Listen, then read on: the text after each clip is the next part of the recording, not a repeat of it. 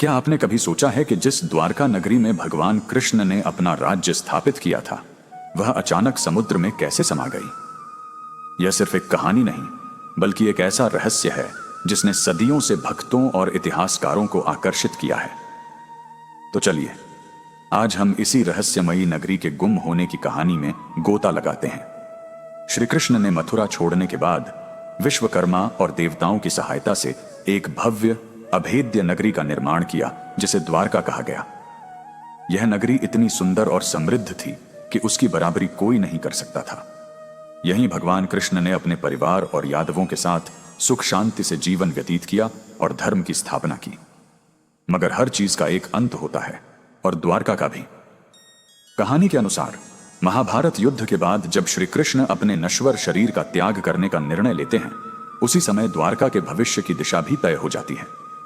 क्या आपको पता है, यह अंत एक ऋषि के श्राप से जुड़ा था। महाभारत युद्ध के बाद जब यादवों के बीच आंतरिक कलह और अधर्म बढ़ने लगा, तो एक दिन कुछ यादव राजकुमारों ने ऋषि दुर्वासा का उपहास किया।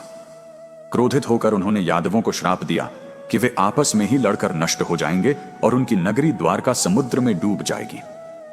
भगवान कृष्ण को इस श्राप की जानकारी थी और वे जानते थे कि इसका टाला जाना असंभव है।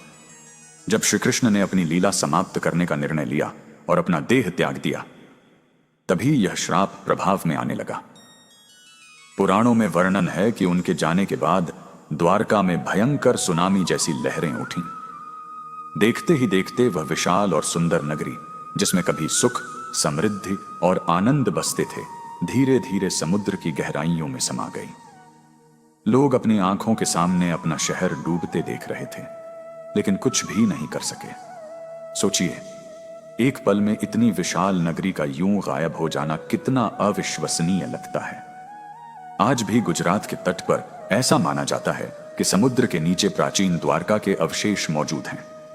कई पुरातात्विक खुदाइयों में समुद्र के भीतर प्राचीन दीवारें, पत्थर और मूर्तियां मिली हैं, जो इस पौराणिक कथा की पुष्टि करते हैं। ये अवशेष बताते हैं कि कभी यहां एक भव्य और विकसित सभ्यता थी। द्वारका का समुद्र में समाना हमें सिखाता है, समय हर चीज को बदल देता है, और कैसे शक्तिशाली से शक्तिशाली चीजें भी प्रकृति के आगे झुक जाती हैं।